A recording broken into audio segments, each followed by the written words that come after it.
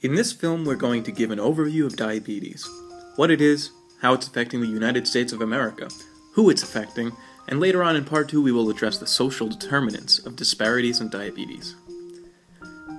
Diabetes affects 25.8 million people of all ages. That's 8.3% of the US population. Diabetes is a major cause of some of the leading causes of death in the United States, heart disease and stroke. And diabetes alone is the 7th leading cause of death in the United States. Diabetes is the leading cause of kidney failure, non-traumatic lower limb amputations, and new cases of blindness among adults in the United States. First, let's take a look at what diabetes is.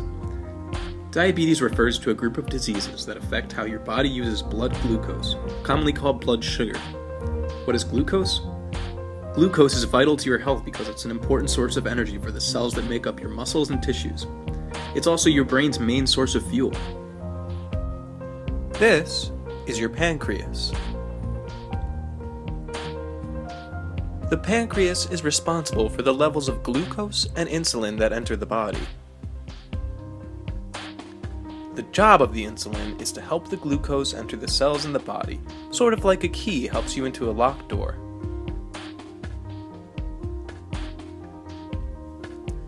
In type 1 diabetes, the pancreas does not produce enough insulin, so the glucose is locked out of the cells in the body, so it builds up. The difference between type 1 diabetes and type 2 diabetes is that in type 2 diabetes, the pancreas has insulin, but it's not the right key to unlock the cells of the body.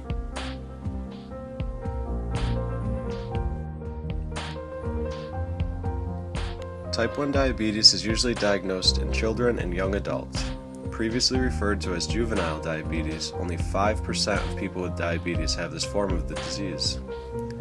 In this type of diabetes, the body does not produce insulin. Insulin is a hormone that is needed to convert sugar, starches, and other food into energy needed for everyday activities.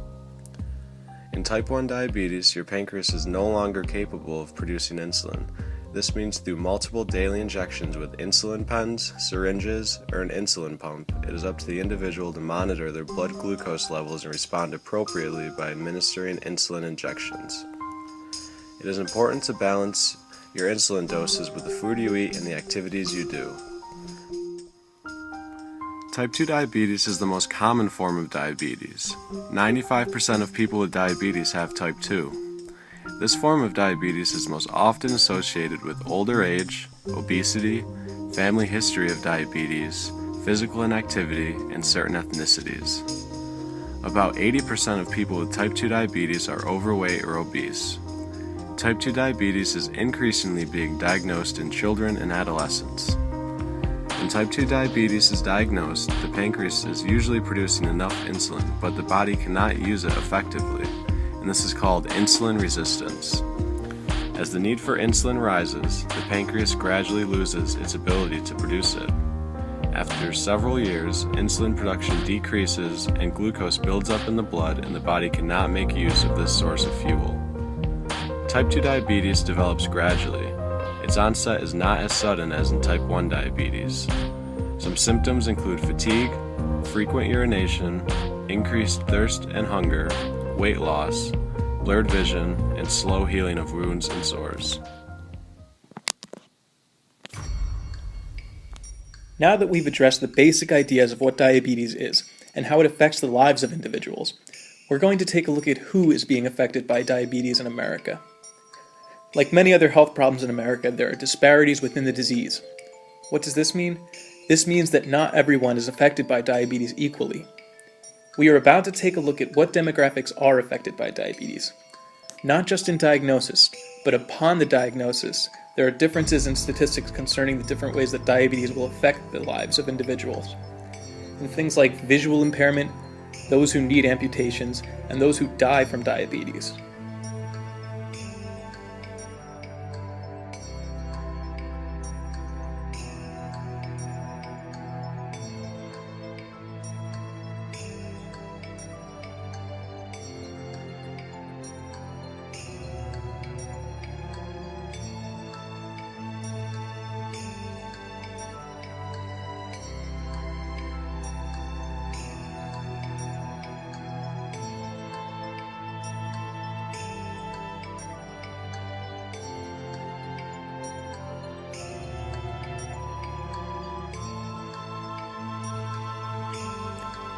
As this data provided by the CDC is viewed, among the most powerful statistics are the differences in the rate of mortality caused by diabetes between different races.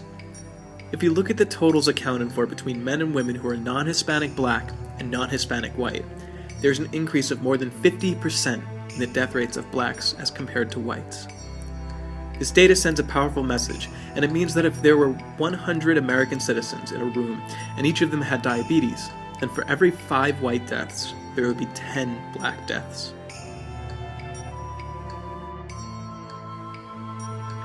The disparities that exist between whites and blacks are easy to see, but the disparities in diabetes exist between all races. For instance, after adjusting for population age differences, a national survey shows that for people aged 20 or older, diabetics account for 7.1% of non-Hispanic whites, 8.4% of Asian Americans, 11.8% of Hispanics, and 12.6% of non-Hispanic Blacks. Compared to non-Hispanic white adults, the risk of diagnosis for diabetes is 18% higher among Asian Americans, 66% higher among Hispanics, and 77% higher among non-Hispanic Blacks. In this video, we summarized the basics of diabetes and provided an overview for the ways that it affects the lives of those who have it. We described the data that depicts the disproportionate ways that diabetes affects Americans. Stay tuned for part 2 when we discuss some of the possible reasons why differences in health status may occur. Thank you for listening.